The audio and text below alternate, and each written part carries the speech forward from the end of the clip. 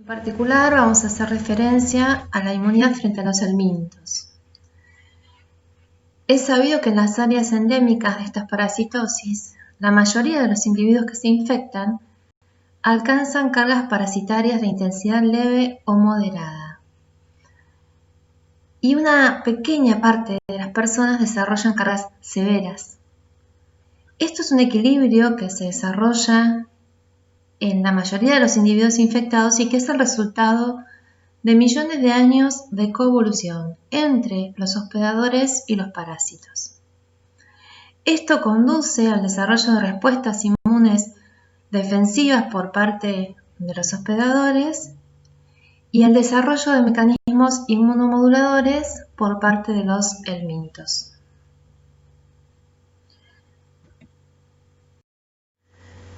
Si bien se desarrolla una respuesta inmune frente a las infecciones por los helmintos, esta respuesta inmune es frecuentemente insuficiente. Por un lado, porque el sistema inmune no logra eliminar la infección crónica y por otro lado, porque la memoria que se genera no logra proteger contra la reinfección aún después de una cura mediada por tratamientos farmacológicos. Es decir, que lo que observamos para las infecciones por las bacterias y los virus no se cumple en las infecciones por este tipo de parásitos. Se puede desarrollar una protección a largo plazo, es decir, después de muchos años, pero nunca se logra curar a la infección. Si bien la inmunidad entonces reduce la carga parasitaria, no logra eliminar por completo a estos parásitos. Se han desarrollado algunas estrategias vacunales empleando larvas o cercarias o antígenos recombinantes de algunos parásitos en modelos animales y se puede generar entonces una respuesta inmunológica, pero vuelvo a repetir, esa respuesta inmunológica no tiene la misma eficiencia que las respuestas que se generan frente a virus o bacterias. Los helmintos estimulan unas respuestas inmunitarias que se conocen como del tipo 2. Estas respuestas inmunitarias del tipo 2 se caracterizan por la producción de las interleuquinas 4, 5 y 13. Estas respuestas dan lugar a potentes mecanismos efectores, se desarrolla más lentamente y participan tanto células de la respuesta inmune innata como de la respuesta inmune adaptativa. Las células que participan no solamente actúan en la defensa del hospedador, sino que también favorecen la reparación de los tejidos, dado que muchos de estos parásitos son capaces de migrar por distintos tejidos del organismo y ocasionar lesiones. Entonces, la respuesta inmune que se genera es una respuesta inmune conocida como de tipo 2. La respuesta inmune innata induce esta respuesta de tipo 2 mediada por los linfocitos T helper 2 y los mismos T helper 2 a partir de las citoquinas que producen amplifican los mecanismos innatos. Vamos a ver entonces en la diapositiva que sigue cómo se desarrolla esta respuesta inmune frente a estos helmintos intestinales. Recordemos que los helmintos ejercen un importante efecto inmunomodulador, un importante efecto regulatorio. Bueno, en esta diapo podemos ver los enterocitos acá arriba, el parásito que los está infectando y los distintos mecanismos que se van a desarrollar y que tienen que ver con la respuesta inmune que se genera y la modulación de esta respuesta. Vamos a arrancar por el daño que se produce en el tejido. El daño que se produce en el tejido favorece la producción de algunas moléculas que en el trabajo de referencia que utilicé para preparar esta presentación las denomina alarminas. Estas alarminas son la interleuquina 25, la interleuquina 33 y la linfopoyetina estromal tímica. Estas citoquinas son producidas por las células del epitelio intestinal y también probablemente por otras células de otros órganos y tejidos. Estas citoquinas están involucradas en el estímulo para generar una respuesta de tipo 2. La linfopoyetina estromal tímica limita la producción, por ejemplo, de interleuquina 12 por las células dendríticas, entonces favorece que las células dendríticas tengan un perfil regulatorio. Los linfocitos T helper 2, que son los protagonistas de la respuesta adaptativa para los helmintos, son la mayor fuente de producción de citoquinas de tipo 2. Las citoquinas de tipo 2, recordemos que son la interleuquina 4, la 5 y la 13. En el último tiempo también se ha estudiado una célula que produce estas mismas citoquinas y que es una célula de la respuesta innata denominada células linfoides de la respuesta innata, que también producen las mismas citoquinas que los linfocitos T helper 2. Estas células linfoides de la respuesta innata serían la contraparte de los linfocitos T helper 2 de la respuesta innata precisamente. No tienen un receptor para el antígeno, pero sí producen las mismas citoquinas que los linfocitos T helper 2. Estas citoquinas, la interleuquina 4 y la interleuquina 13, que son producidas tanto entonces por los linfocitos T helper 2 como por las células linfoides de la respuesta innata, actúan sobre los macrófagos y modulan sus funciones. Por un lado, deprimen la actividad inflamatoria de este macrófago. Recordemos que los macrófagos pueden ser activados en dos perfiles. El perfil clásico, que es el perfil M1, es el perfil inflamatorio o proinflamatorio, que produce las citoquinas inflamatorias ya conocidas como la interleuquina 1, la interleuquina 6 y el factor de necrosis tumoral alfa. Y el otro perfil, que es el que promueve las respuestas mediadas por estas citoquinas, que es el perfil M2. Este macrófago activado en este perfil produce citoquinas inmunorregulatorias, como la interleuquina 10 y el factor de crecimiento transformante beta.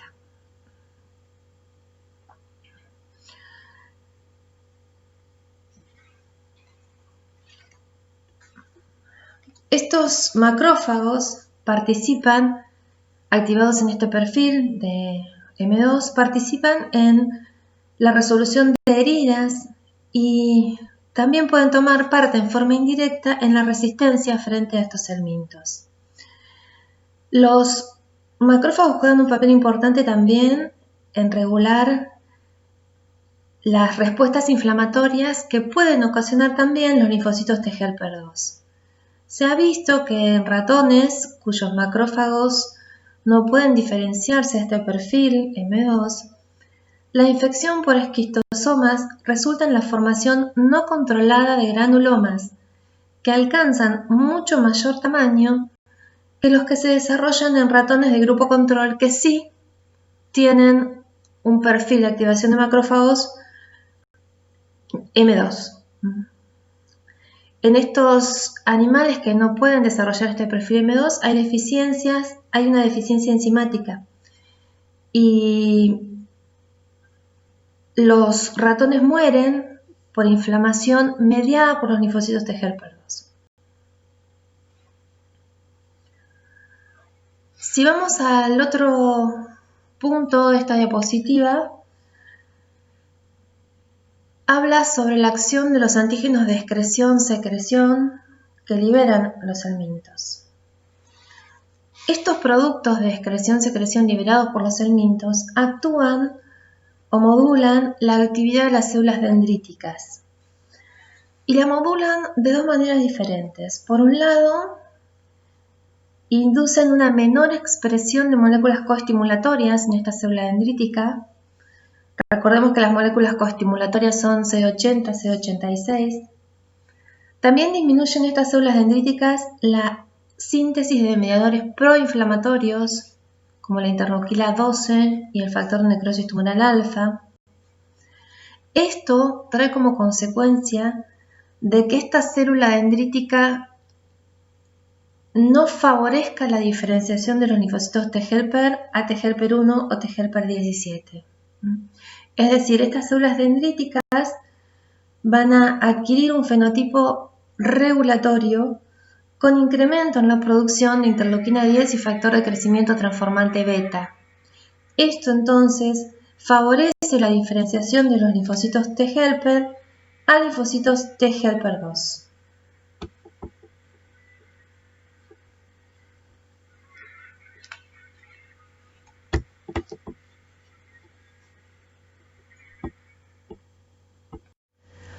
Por otro lado, factores desconocidos que pueden ser producidos por los helmintos pueden ejercer influencia sobre los precursores de las células dendríticas en médula ósea y favorecer la diferenciación de estas células dendríticas al perfil tolerogénico o, como dice aquí la diapositiva, célula dendrítica regulatoria. Entonces, los antígenos de excreción-secreción, factores desconocidos y también la presencia de alarminas colaboran para que la célula dendrítica se diferencie a un perfil tolerogénico con muy baja producción de interleuquina 12 e incrementada producción de factor de crecimiento transformante beta e interleuquina 10. Esto hace que los linfocitos T helper se diferencien preferentemente a linfocitos T helper regulatorios y linfocitos T helper 2. Estos linfocitos T regulatorios se pueden activar en 3 circunstancias durante la vida de un individuo. Por un lado, son importantísimos en controlar las respuestas autoinmunes. Por otro lado, en muchos procesos infecciosos son importantes para modular la respuesta que se genera frente a los patógenos y evitar que estas respuestas causen daño en el organismo. Y en el caso de las infecciones por helmintos, limitan y modifican las respuestas inmunitarias y prolongan la infección en el tiempo. Se ha visto, por ejemplo, que en individuos infectados por ancilostomídeos muestran en el suero una mayor cantidad de linfocitos, muestran en sangre una mayor cantidad de linfocitos T circulantes regulatorios que los individuos no infectados.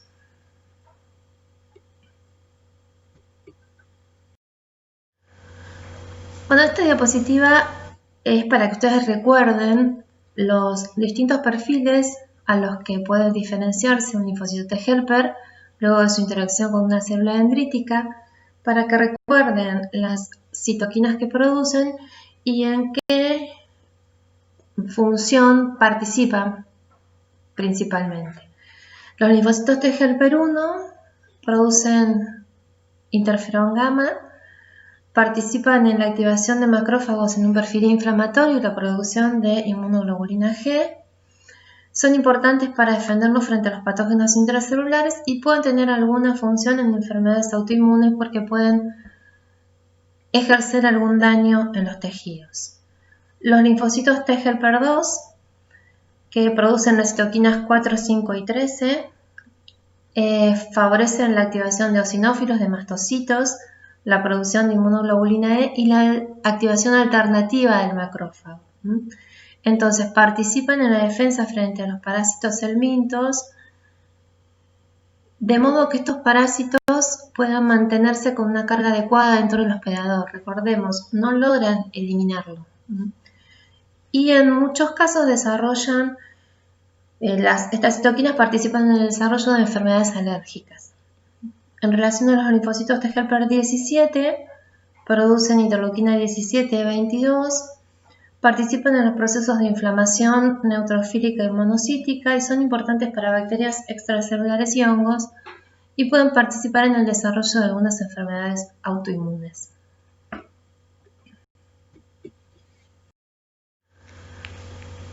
Las citoquinas producidas por los linfocitos T helper 2, y recuerden que también muchas de estas citoquinas pueden ser producidas por las células linfoides de la respuesta innata de tipo 2, ejercen un efecto sobre diferentes tipos celulares y también sobre la musculatura del tracto digestivo. Por ejemplo, la interleuquina 5 es una interleuquina que favorece la eosinofilia. contribuye a que en médula ósea se produzca mayor cantidad de eosinófilos, y los eosinófilos son particularmente importantes frente a estos parásitos que no pueden ser fagocitados. Los eosinófilos poseen numerosas granulaciones en su interior con sustancias que son tóxicas para el parásito y que en algunos casos pueden actuar dañando la membrana del mismo. Por otro lado, los eosinófilos tienen receptores para el fragmento Fc de la inmunoglobulina E, pudiendo ejercer un mecanismo de citotoxicidad dependiente de anticuerpos. Tanto la interleuquina 5 como la 9 actúan activando los mastocitos. Los mastocitos, recordemos que se encuentran en todo el tejido conectivo, tienen receptores para el fragmento Fc de la inmunoglobulina E. Y la inmunoglobulina E se genera frente a las infecciones por helmintos. Es favorecida la diferenciación de los linfocitos B a células plasmáticas productoras de inmunoglobulina E precisamente por la acción de estas citoquinas. Esos mediadores químicos que puede liberar el mastocito cuando se activa pueden actuar, por ejemplo, sobre las células musculares, incrementando la contractilidad y favoreciendo la expulsión del parásito del intestino. También pueden actuar sobre las células epiteliales incrementando la permeabilidad y también de esa manera contribuir a la expulsión.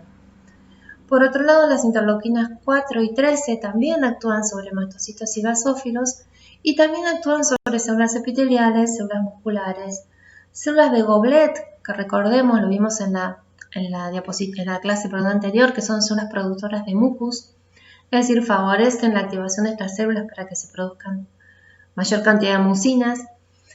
Estas citoquinas, les decía hoy, favorecen el switch el cambio de clase en los linfocitos B activados para la producción de inmunoglobulina E. Y también actúan sobre los macrófagos para que se diferencien en un perfil no inflamatorio. Estos macrófagos que se diferencian en este perfil no inflamatorio pueden producir algunas proteínas que dañan la cutícula de los parásitos y también reparan los tejidos, porque recordemos que muchos de estos parásitos migran por todo el organismo dañando y alterando tejidos.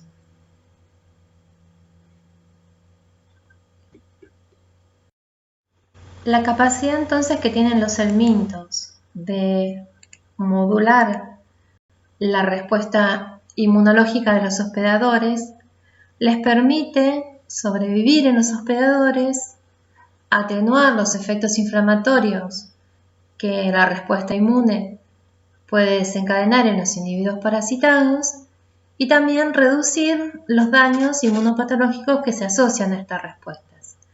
Sin embargo, esta inmunorregulación puede tener otras consecuencias clínicas y epidemiológicas adicionales.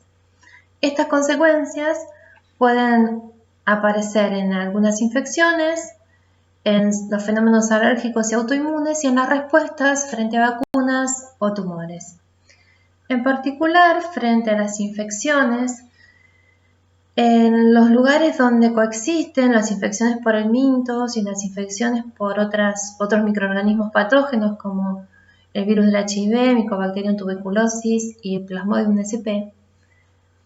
Las infecciones por helmintos, que sobre todo transcurren en edades tempranas, estimulan la producción de las citoquinas de tipo 2 con producción de interleuquina 4, 5 y 13 y activan los mecanismos regulatorios y por lo tanto inhiben las respuestas efectoras de tipo TGLP1, que son importantísimas para defendernos frente a estos patógenos que mencionamos antes. Pero paradójicamente estas infecciones por helmintos, que se asocian a una mayor susceptibilidad a padecer infecciones por estos microorganismos que recién nombramos, conducen a una menor concurrencia y a una menor severidad de los daños inmunopatológicos que estos agentes patógenos producen. Por ejemplo, si bien las infecciones por helmintos pueden inhibir la respuesta inmune necesaria para defendernos contra Plasmodium, esta respuesta recordemos que tiene que ver con los linfocitos TGLP1, disminuye los riesgos de cuadros severos de malaria cerebral. Esta complicación de las infecciones por Plasmodium, que es la malaria cerebral, se caracteriza por una sobreproducción de citoquinas inflamatorias. Entonces, los helmintos, las infecciones por helmintos, disminuyen la producción de estas citoquinas inflamatorias y por lo tanto estarían evitando el desarrollo de esta complicación de la infección por Plasmodium. También pueden ocurrir algunos cambios en la intensidad de los fenómenos alérgicos.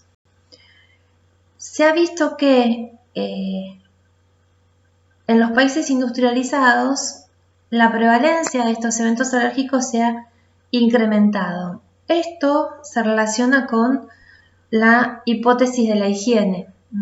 Esta hipótesis de la higiene tiene que ver con que hay más cantidad de personas viviendo en áreas urbanas, que las familias son más pequeñas, que hay mejores condiciones sanitarias y que disminuye la transmisión entonces fecal oral entre patógenos y por lo tanto esto conduce a una menor frecuencia o ausencia de infecciones por helmintos. Parecería ser que las infecciones por helmintos son un factor importante en contrarrestar el desarrollo de eventos alérgicos. En algunas publicaciones se ha demostrado que en poblaciones con altos índices de infección por helmintos hay una menor propensión a la alergia. Generalmente esta menor propensión a la alergia se evidencia por una menor positividad a pruebas de reactividad cutánea frente a alergenos tales como el polvo doméstico. Por ejemplo, esto se vio en niños infectados con Schistosoma hematobium y Schistosoma manzoni. También esta evidencia se relaciona con reportes que muestran que el tratamiento con antihelmínticos incrementa la positividad de pruebas cutáneas a alérgenos en niños. Es decir que el efecto regulador de las infecciones helmínticas sobre las respuestas T helper 2 y de inmunoglobulina E parece ser el mecanismo que explicaría los postulados de la hipótesis de la higiene. De todos modos, esta relación entre los eventos alérgicos y las infecciones por helmintos no es homogénea en todas las áreas endémicas. Esto depende también de factores relacionados con el hospedador, es decir, de la genética, depende del parásito, de cuál es la especie, de cuál es la intensidad de la infección y también depende del medio ambiente. En países tropicales, las infecciones por helmintos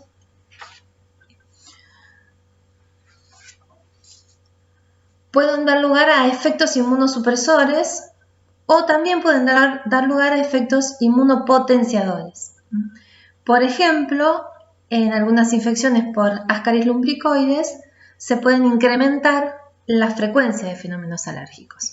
Entonces, la acción de las respuestas T helper 2 que inducen los helmintos puede en algunos casos disminuir los eventos alérgicos y en algunas circunstancias los podría aumentar. Esto va a depender entonces de la carga genética de la persona involucrada y también va a depender del parásito y de la carga parasitaria. En relación a los fenómenos autoinmunes, parece ser que las infecciones por helmintos podrían proveer alguna protección contra eventos autoinmunes e inflamatorios.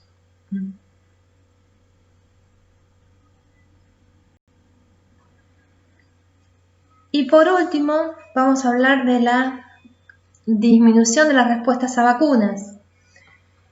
En algunos estudios realizados en humanos y en animales de experimentación, se demuestra que la regulación de la respuesta inmune del hospedador debido a las infecciones por helmintos puede disminuir la eficacia de algunas vacunas. De manera particular, esas vacunas que van a favorecer el desarrollo de una respuesta T helper 1. Por ejemplo, comparados con individuos sanos, pacientes que tenían esquistosomiosis desarrollaron respuestas mediadas por interferón gamma mucho más débiles frente a la inmunización con el toxoide tetánico. Pacientes también con oncocercosis o con filariosis linfática desarrollan respuestas mediadas por el interferón gamma mucho más débiles que personas sanas. En Ecuador, por ejemplo, se realizó un trabajo con niños infectados por Ascaris, a los que se los trató con albendazol previo a la inmunización, con una dosis de la vacuna oral viva atenuada del cólera, y estos chicos respondieron con títulos de anticuerpo mucho más altos que el grupo control, que estaba integrado por niños también parasitados, a los cuales se les había administrado un placebo. Entonces fue muy interesante poder observar que la respuesta de las citoquinas T-helper-1 era más elevada en los niños que habían recibido el antiparasitario que los que no.